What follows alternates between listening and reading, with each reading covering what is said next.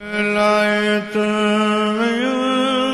यखलोरी घोरी मुझी जिंदड़ी जतन ता लायत वयाम यखलोरी लायत वयाम यखलोरी घोरी मुझी जिंदड़ी जतन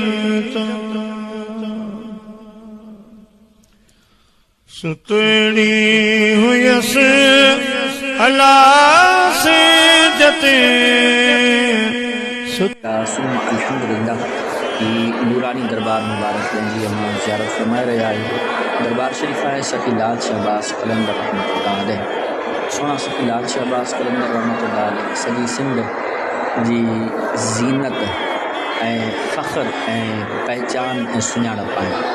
सोने लाल साईं रहमतुल्लाह अलैह पाण सेविस्तान यानी सेवण के पंहिंजो मरकज़ ऐं महवर बणाया ऐं माण्हुनि जे दिलनि में इश्क़ इलाही मुहब्बत इलाही पैदा फ़रमाई ऐं हिन सेविस्तान शहर खे बुराइनि बुछड़ाइनि ऐं बेहयानि जो हितां ख़ात्मो फ़रमायो ऐं हिते दीन पाक जी ख़िदमत फ़रमाई।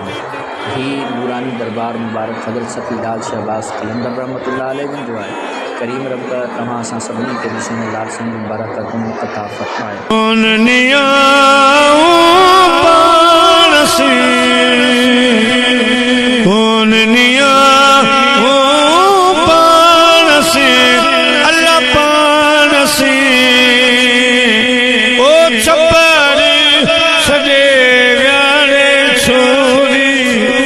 छपर छॾे व्यारे छोरी घोरी मुझी जिंदड़ी जतन